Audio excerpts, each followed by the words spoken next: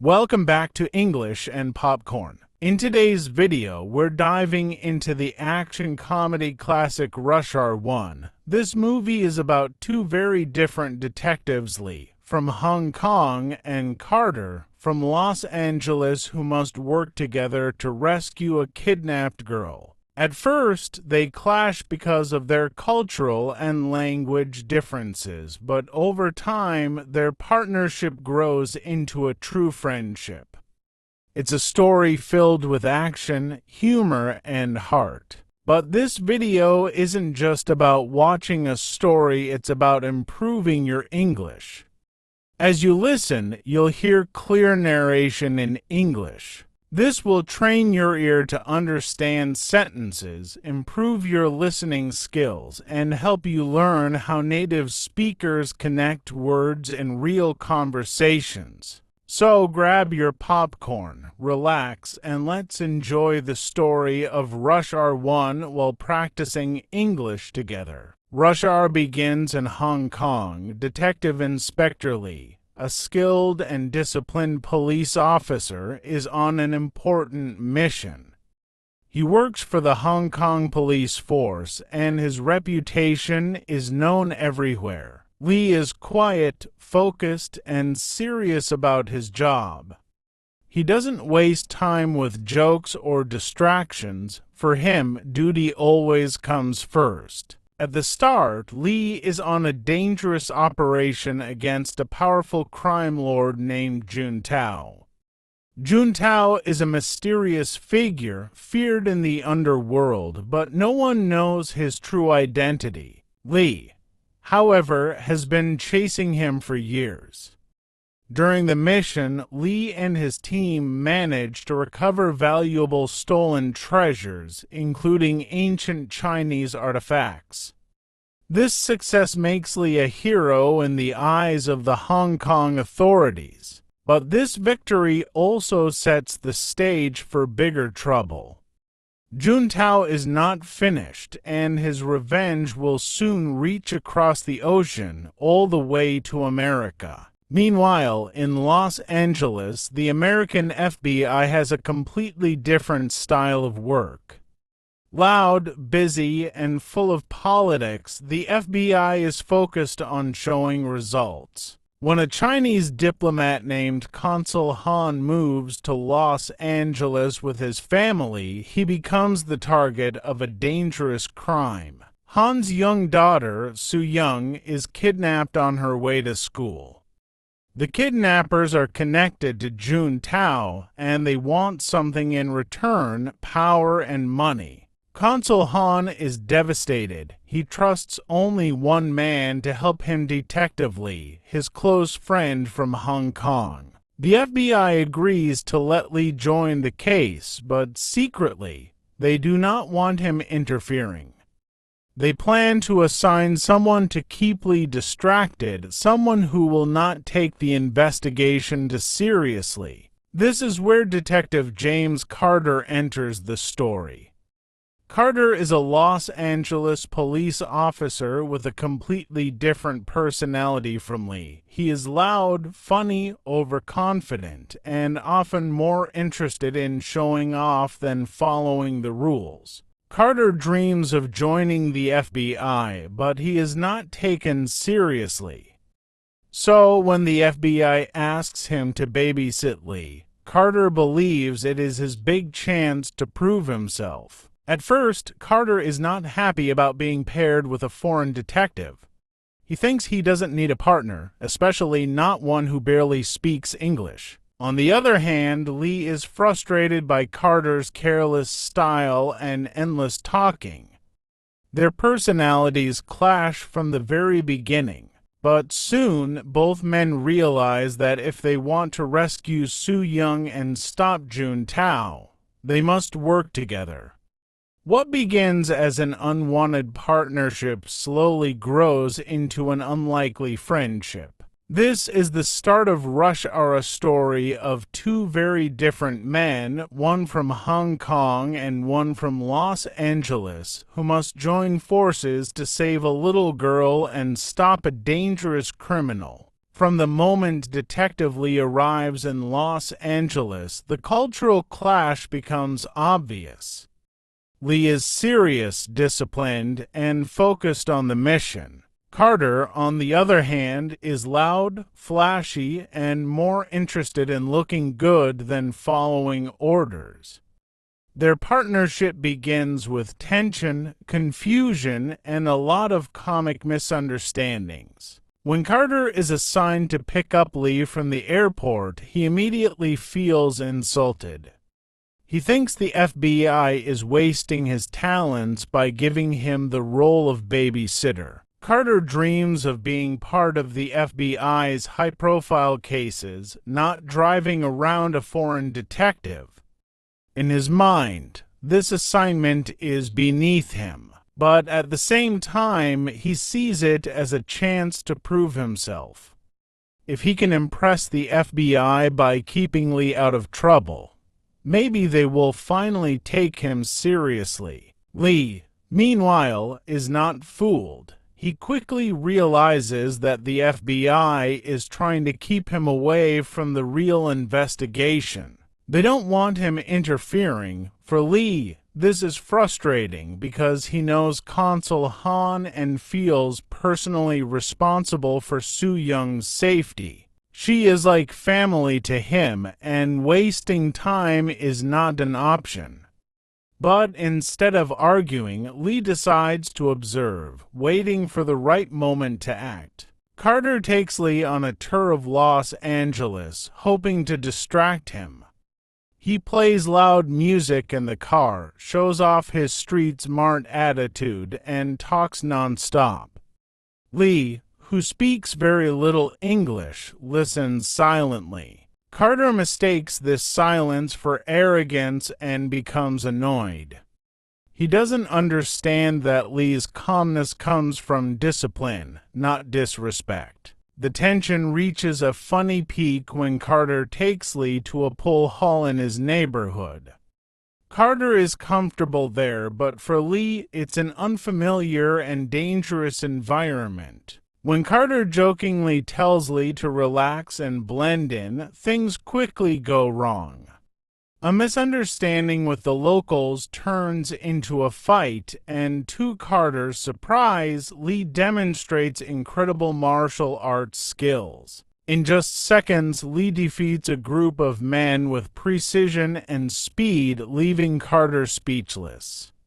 For the first time, Carter realizes that Lee is not just a quiet visitor, he is a highly skilled fighter who can take care of himself. This moment changes the dynamic between them. Carter begins to respect Lee, though he still hides it behind jokes and sarcasm. At the same time, Lee sees that Carter, despite his loud personality, has a good heart. He may not be disciplined like a Hong Kong detective, but he has courage and determination. As they continue to spend time together, the two men argue, tease each other, and constantly clash. But beneath the surface, a bond begins to grow. They are learning to balance each other's strengths. Lee brings calm focus, sharp instincts, and discipline. Carter brings creativity, street knowledge, and the ability to think outside the box. Together, they are stronger than either of them alone. Meanwhile, the FBI investigation continues to fail. The agents underestimate the kidnappers, and Juntao's men stay one step ahead. Consul Han grows more desperate, and the pressure increases. Carter and Lee realize that if they wait for the FBI, Soo-young's life could be lost. The time has come for them to take matters into their own hands. Though they started as complete opposites, Carter and Lee are now beginning to work as a team. Their partnership is still messy, full of jokes, arguments, and cultural differences, but little by little, it becomes something real, a friendship built on trust earned in the middle of danger. This is where the adventure of Rush Hour truly begins. While Carter and Lee slowly begin to form a shaky partnership, the real danger grows in the shadows. Soo Young, the daughter of Consul Han, is still in the hands of ruthless kidnappers. The men who took her work for Juntao, a powerful and mysterious crime figure. No one knows exactly who Juntao is, but his influence stretches across continents. Soo Young is kept in a hidden warehouse, guarded by men with no mercy. Though frightened, she proves to be brave. She remembers her martial arts training and even tries to escape, but she is quickly caught. This shows the audience that she is not helpless, she has courage, just like her father's trusted friend, Detective Lee. Still, time is running out for her. The kidnappers make their demands clear. They contact Consul Han and the FBI with a chilling message. They want millions of dollars in exchange for Soo Young's safe return. If the demands are not met, the little girl's life is in danger. Consul Han is heartbroken. He is a man of honor, but when it comes to his daughter, he is willing to give anything. The FBI, however, sees this as a test of power. They want to negotiate carefully, but their arrogance blinds them to the real threat. While the FBI prepares a slow and formal response, Carter and Lee decide to investigate on their own. Lee believes waiting will cost Soo Young her life. Carter, though reluctant at first, starts to see the truth. The FBI is not as competent as they think. If they want results, it's up to the two of them. The investigation takes them through Los Angeles, from busy city streets to dangerous back alleys. Lee's sharp instincts and Carter's street knowledge lead them closer to the kidnappers. At one point, they track down a possible lead at a Chinese restaurant connected to Juntao's men. What seems like a normal place on the outside hides secrets within. Inside, Carter tries to blend in by joking around, but Lee quickly notices suspicious behavior. Together, they uncover evidence that the restaurant is being used as a meeting point for Juntao's men. The discovery almost gets them killed, but once again, Lee's martial arts skills and Carter's quick thinking save them. Slowly, the two realize that their very different talents actually complement each other. Meanwhile, the kidnappers grow bolder. They send another warning to Consul Han, showing just how serious they are. The pressure mounts and the FBI's frustration grows. But even as the Bureau struggles, Carter and Lee are piecing together clues. They realize that the kidnapping is not just about money, it's about revenge and power. Juntao is not only after ransom, he wants to embarrass Consul Han and reclaim the treasures Lee had recovered earlier in Hong Kong. The stakes are now much higher. It's not only Soo Young's life on the line, but also the safety of many others. Juntao is willing to kill anyone who stands in his way, and Lee knows this better than anyone. For Carter, the case becomes personal too. At first, he only wanted to impress the FBI and look good, but now he cares about saving Soo Young. He sees how much she means to Lee and to her father, and for once, Carter puts aside his ego. The loud, flashy detective begins to show his heart. By the end of this part, Lee and Carter are no longer just two mismatched partners forced together by circumstance. They are a team determined to stop Juntao and rescue Soo Young. The kidnappers may have the upper hand for now, but Carter and Lee are closing in, ready to risk everything for justice. This sets the stage for the thrilling second half of Rush Hour, where the hunt for Juntao intensifies and the bond between Lee and Carter grows stronger. The search for Soo Young takes Lee and Carter deeper into the dangerous world of Juntao's network. After uncovering clues at the Chinese restaurant, they know they are close, but now the real challenge begins. Juntao's men are everywhere, and they will do anything to keep their secret plan alive. One night, Carter and Lee spot a suspicious van leaving a warehouse district. Trusting his instincts, Lee insists they follow it. Carter complains about not having backup, but Lee reminds him that time is running out. Soo Young's life depends on their speed, not paperwork. Carter reluctantly agrees, and the chase begins. The van speeds through the streets of Los Angeles, weaving in and out of traffic. Carter pushes his car to the limit, talking non-stop as usual, while Lee sits calmly, focused only on the road ahead. Their styles couldn't be more different, but somehow they work. When the van finally stops at a hidden location, Lee and Carter sneak inside and discover that the kidnappers are moving crates filled with the stolen Chinese treasures. It becomes clear. Juntao is not only after ransom money.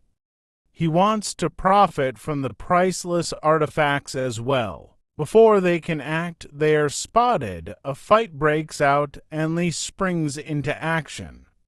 His martial arts are fast and precise, taking down multiple men in seconds. Carter, though less skilled, fights in his own chaotic way, using whatever is around him, from chairs to pipes, to knock out attackers. The scene is both intense and funny, showing how different yet effective the two partners are together. In the chaos, the kidnappers escape with Soo Young still hidden away. But Lee and Carter manage to grab important evidence, a phone and coded notes that point to the next step in Juntao's plan.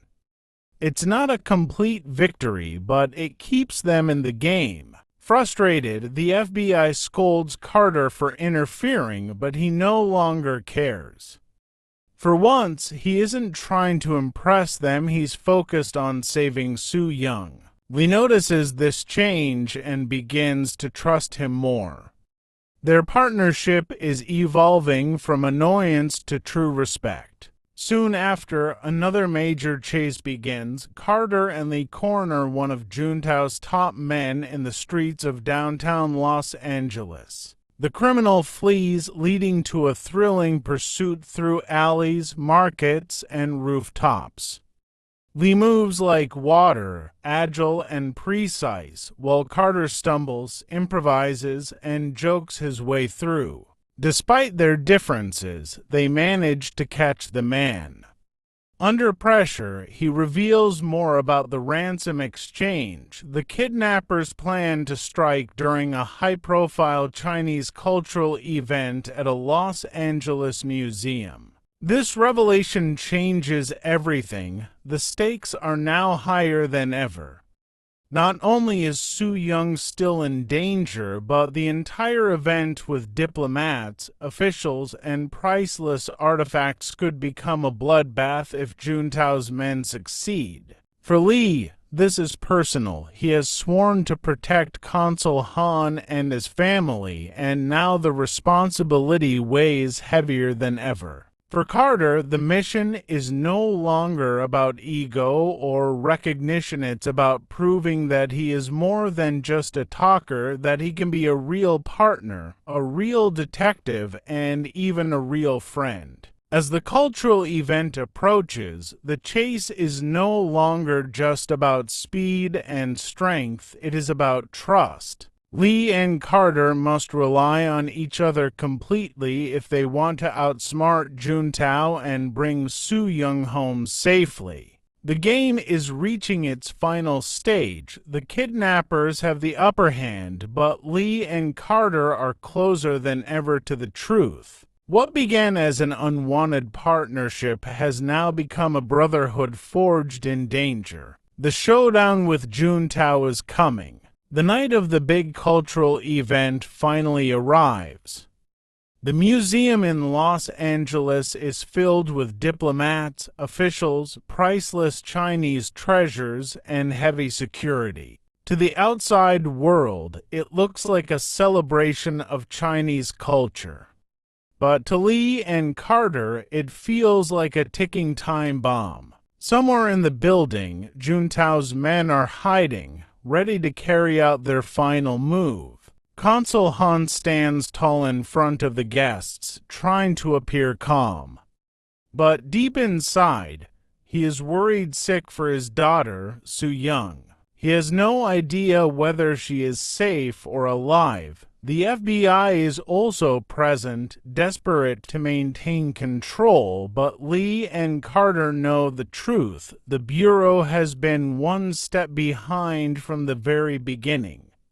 If anyone is going to stop Juntao, it will be them. As the event begins, the kidnappers strike. Su-young is smuggled into the museum, her body strapped with explosives. The sight is terrifying. One wrong move, and the little girl's life could be lost. Juntao's men demand ransom money and threaten to destroy both Su-young and the priceless artifacts if their orders are not followed. The FBI panics, unsure how to respond, but Lee and Carter refuse to back down. For Lee, this is not only about saving Su-young, but also about protecting his country's heritage. For Carter, this is about finally proving he is more than just talk, that he is a true detective, capable of standing shoulder to shoulder with the best. The showdown explodes into chaos. Lee faces off against Juntao's men with his unmatched martial arts skills, flipping and striking with perfect precision. Carter, though less graceful, uses his street smarts and courage to fight back in his own unique style. Together, they move like a strange but unstoppable duo, one calm and disciplined, the other wild and unpredictable. In the middle of the chaos, Carter manages to reach Su-young. Carefully, he works to free her from the bomb. The moment is tense, filled with humor and fear at the same time, as Carter nervously fumbles with wires while trying to keep Su-young calm. Lee fights off waves of attackers, buying Carter the time he needs. Finally, with one last move, Carter disables the explosives and rescues Su-young.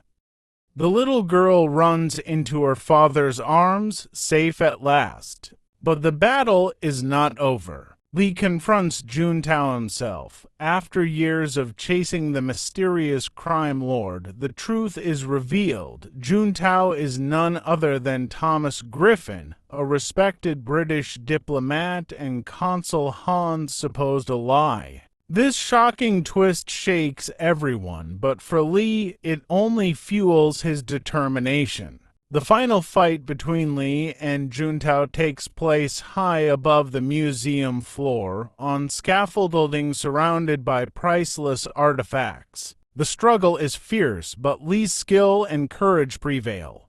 In a dramatic moment, Juntao falls to his death, ending his reign of crime once and for all. With the danger over, the museum is safe, Su-young is reunited with her father, and the stolen treasures are secured. The FBI, embarrassed by their failures, reluctantly recognize Carter's bravery.